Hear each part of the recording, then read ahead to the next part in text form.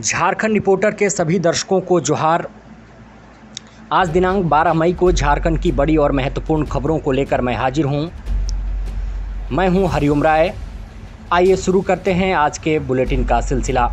भ्रष्टाचार की संगीन मामलों में घिरी झारखंड की आईएएस पूजा सिंघल की गिरफ्तारी के बाद अब राज्य ने उन्हें निलंबित कर दिया है। बता दें कि प्रवर्तन निदेशालय ने 2 दिनों की लंबी पूछताछ के बाद बुधवार उन्हें गिरफ्तार कर लिया है। अब 5 दिनों तक ईडी उनसे पूछताछ करेगी। पूजा सिंघल के पति अभिषेक झा की भी गिरफ्तारी जल्द होने की संभावना है। उनसे ईडी की पूछताछ आज तीसरे दिन भी जारी है। रांची में उनका पल्स हॉस्पिटल भी निशाने पर है, क्योंकि करोड़ों रुपए निवेश के दस्तावेज ईडी को हाथ लगे हैं। अगली खबर सरकार से जुड़ी हुई। बुधवार को हुए कैबिनेट की बैठक में लिए गए कई निर्णय। 203 करोड़ खर्च कर 70 विधायकों के आवास बनाएगी सरकार। मुख्यमंत्री हेमंत सोरेन की अध्यक्षता में हुई कैबिनेट की बैठक में विधायकों के आवास बनाने का प्रस्ताव पास हो गया है। विधायकों का आवास नए विधानसभा के पास स्थित कूटे में बनाया जाएगा।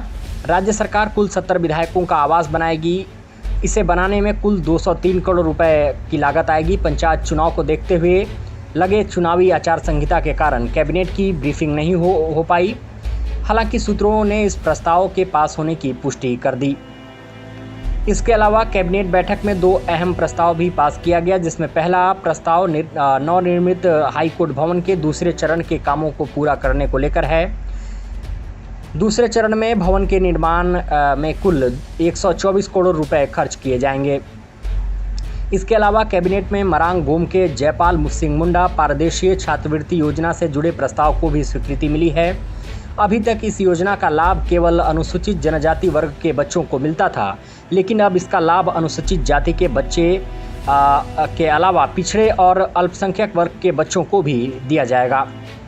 अगली खबर अस्पताल से जुड़ी हुई है। रिम्स की बदहाली से मरीज परेशान, जांच कराने के लिए चुकानी पड़ रही है भारी कीमत, मंत्री बेखबर। झारखंड के सबसे बड़े सरकारी अस्पताल राजधानी रांची का रिम्स बदहाल और बदतर व्यवस्था से गुजर रहा है। चूँकि रिम्स अस्पताल प्रदेश के गरीब एवं मध्यम वर्गीय परिवारों के लिए एकमात्र सरकारी अस्पताल के रूप में जाना जाता है, ऐसे में यहाँ फैली अव्यवस्था व मशीनों के लगातार खराब रहने के कारण मरीजों को कई गुना महंगे रेट पर बाहर से जांच कराने पड़ रहे हैं। मीडिया रिपोर्ट्स के मुताबिक रिम्स के अधिकांश जांच के मशीन कई महीनों से खराब पड़े हैं और उन्हें देखने वाला कोई नहीं है। जबकि विभाग के मंत्री बन्ना गुप्ता अस्पताल से कुछ ही किलोमीटर की दूरी पर रहते हैं, लेकिन उन्हें भी इसकी शायद खबर नहीं या कोई फिक्र ही नहीं। अगर फिक्र होती तो मरीजों को ये दिन न देखने पड़ते।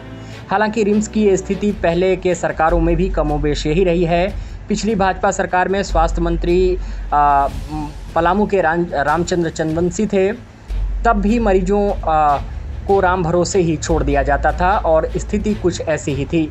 लेकिन मुख्यमंत्री हेमंत सोरेन के नेतृत्व में नई सरकार बनने और इस विभाग का जिम्मा बन्ना गुप्ता को दिए जाने के बाद ऐसा लगा कि शायद अस्पताल की व्यवस्था में सुधार होगा, लेकिन स्थिति सबके सामने है।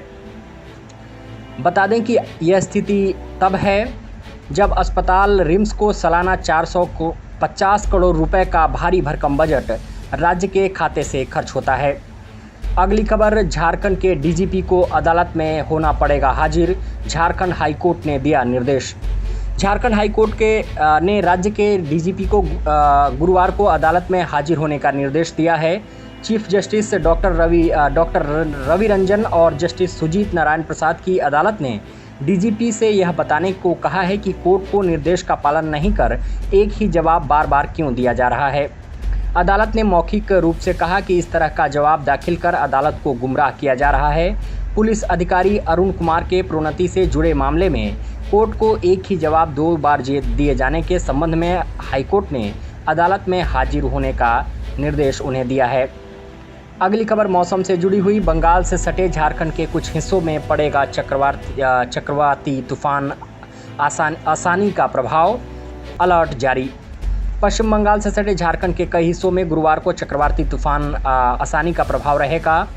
तूफान को लेकर मौसम विभाग ने येलो अलर्ट जारी की है, जिसके तहत झारखंड के मध्य भाग, रांची, बोकारो, गुमला, हजारीबाग, खूंटी, रामगढ़, दक्षिणी झारखंड के पूर्वी सिंहभूम, पश्चिमी सिंहभूम, सिमडेगा, सरायकेला, खरसावां के अलावा उत्तर पूर्वी झारखंड के देवघर, धनबाद, दुमका, गिरिडीह, गोड्डा, जामताड़ा, पाकुड़ सहित साहेबगंज जिलों में कहीं कहीं मेघ गर्जन के साथ वज्रपात हो सकता है। साथ ही हल्के से मध्यम दर्जे की बारिश भी हो सकती है। मौसम वैज्ञानिक के मुताबिक आसानी तूफान का झारखंड के कई हिस्सों में आंशिक प्रभाव भी पड़ने की उम्मीद है। इस दौरान बंगाल की खाड़ी से नमी झारखंड की ओर बढ़ रही है, जिसमें हवा की रफ्तार 30 से 40 किलोमीटर प्रति घंटा के हिसाब से चल रही है। 13 मई को चक्रवाती तूफान का असर कम होगा और यह कमज़ोर होता जाएगा। अगली खबर नौकरी से जुड़ी हुई। झारखंड कर्मचारी चयन आयोग ने 921 पदों के लिए निकाली वैकेंसी। आयोग ने राज्य नगरपालिका सेवा के 921 पदाधिकारियों की नियुक्ति के लिए अधिसूचना जारी की है। इन पदों पर बहाली होगी। गार्डन अधीक्षक 12, वेटनरी ऑफिसर 10, सैनिटरी एवं फूड इंस्पेक्टर 24, सैनिटरी सुपरवाइजर 645 सबसे ज़्यादा, राजस्व निरीक्षक 184, विधि सहायक 46। इसके लिए उम्मीदवार 30 मई से 29 जून तक ऑनलाइन आवेदन कर सकते हैं। नगर विकास एवं आवास विभाग की अनुशंसा पर झारखंड कर्मचारी चयन आयोग ने इन पदों पर नियुक्ति के लिए विज्ञापन जारी कर दिया है। जानकारी के अनुसार इन पदों पर होने वाली प्रतियोगिता परीक्षा में शामिल होने के लिए 30 मई से ऑनलाइन आवेदन भरे जाएंगे। आवेदन ऑनलाइन साइट www.jssc.nic पर जाकर कर सकते हैं। उम्मीदवार 29 जून तक आवेदन कर सकते हैं। 2 जुलाई को रात्रि तक परीक्षा शुल्क जमा होगा। फोटो व हस्ताक्षर अपलोड कर आवेदन पत्र का प्रिंट आउट लेने के लिए 5 जुलाई तक लिंक उपलब्ध रहेगा। वहीं 6 से 10 जुलाई तक अभ्यर्थी ऑनलाइन भरे गए आवेदन में संशोधन कर पाएंगे। हालांकि इसकी शर्त यह है कि झारखंड से मैट्रिक व इंटर पास होना जरूरी है, जिस पर कुछ दिनों पहले विवाद भी खड़ा हो गया था। और अनुसूचित जनजाति व अनुसूचित जाति के अभ्यर्थियों के लिए 50 रुपये और अन्य कोटि के अभ्यर्थियों के लिए 100 रुपये परीक्षा शुल्क लगेगा। आवेदकों के लिए झारखंड से मैट्रिक एवं इंटरमीडिएट पास होना जरूरी है। चतरा से अपने सहयोगी राजेश साहू व साहेबगंज से सागर शर्मा के साथ ब्यूरो रिपोर्ट, झारखंड रिपोर्टर।